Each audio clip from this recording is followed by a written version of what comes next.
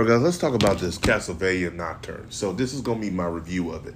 I'm a little late with this because I've been super busy with everything.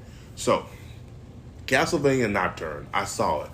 I'm actually rewatch the series again to give you a better review. So, it depends. I might do that. It may be coming down later. I don't know.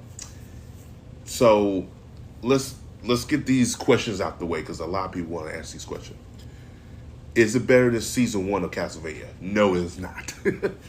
I think season 1 Castlevania, because remember, season 1 Castlevania only had 4 episodes.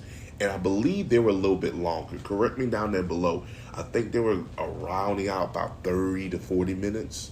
So correct me down there below. These are like 28 minutes. And they're about, 8, 10 episodes, so they're a little bit longer. So just correct me down there below. And they felt more epic. They felt like they were really telling the story of really what going on with Dracula and what really happened and stuff like that. This one, still not bad, but it's not on the level yet. Season 2 might actually make it a better season because the show. Let's get this out the way. The animation is what saves this show. The characters are good in here, but the animation saves this show. If this animation wasn't as quality as what it is, let me tell you something. This would be a 6 and a 7 for a lot of people. For me, it's a 7.9. Not bad, but it's a setup season. It's an introduction season to new characters, but it's also a setup season for a new season. And it can go both ways with it. At times, the show does drag. At times, the show does have a problem with getting to the plot of it a little bit. There are times where the flashback do overtake the show with most characters. Sometimes it works, sometimes it overworks, and sometimes it needs to dial it back. I do believe Richard Belmont is a good introduction to the Castlevania universe. Castlevania Nocturne has done a great job with that. Introducing the other characters too. The black chick from Caribbean, I believe her name is Anna or Annie. I call her Annie. We'll call her Annie. Someone correct me down there below.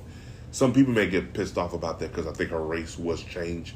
I don't have a problem with it because, again, there's not another form of media I could go by because, again, I never played the video games through it entirely. And somebody correct me down there below. Was she a major factor in the video games? I read some comments. Some people said her abilities in the show make her a 10 times better character than she was in the video games. Because I'll be honest with you, the Caribbean chick, her abilities are badass. Like, I literally looked at her like, holy shit. At one moment I said, damn, they'll put her in the Avatar world because AIM might have some trouble. Because her abilities are badass. And I actually like that too. I was like, okay. You can tell there's going to be a love relationship between the main character, Richard Belmont, and the Caribbean chick. You can tell it. You can sniff it. Like, literally, you see it in episode 1 or 2. There it is. Like, you can see it. It's not bad, though. So, I'm actually looking forward to that. The vampires are back. So, there's still corruption in the church. There's always corruption. As soon as you see a church in Castlevania, just know it's corrupted. Just know the church is not. It's not. It's a corrupted church.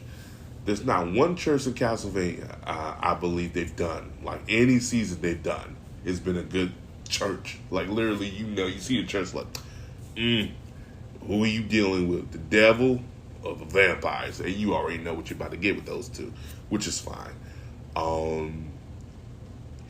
I would say the father in here is not much as an asshole as the last one. Because the last father in season 1, we all know he needed to get what he got, especially what he did to Dracula's wife. This one, he's misguided, and you can tell it, especially when you start watching more in the episode. You're like, okay, all right. What else happened in here? Like I said, the fight scenes, oh my God. I swear to God, I might do a new intro with my new intro. Those fight scenes, especially that last episode. Oh, top notch. Oh my God, I just lost it. Yeah, so I mean, there's some good stuff in here. There's not some bad stuff, but I would say this about the show in its entirety: you will walk away from this saying you want another season, but you also will walk away from it saying that get more to the point, get more to the story. Other than that, like I said, 7.9 out of 10. I have no issues with it. Maybe, like I said, the pacing could be a little bit more. Richard Belmont's a good character. The Caribbean chick, I believe, Anne, I'll call her. She's great. The ragtag other characters in there are pretty good too. The new vampires in here. The You could say the main villain of this season and next season. She was interesting. Yeah. I have to say I quietly enjoy it. As always, guys, like, subscribe, peace, have a Johnson day. See you guys next video.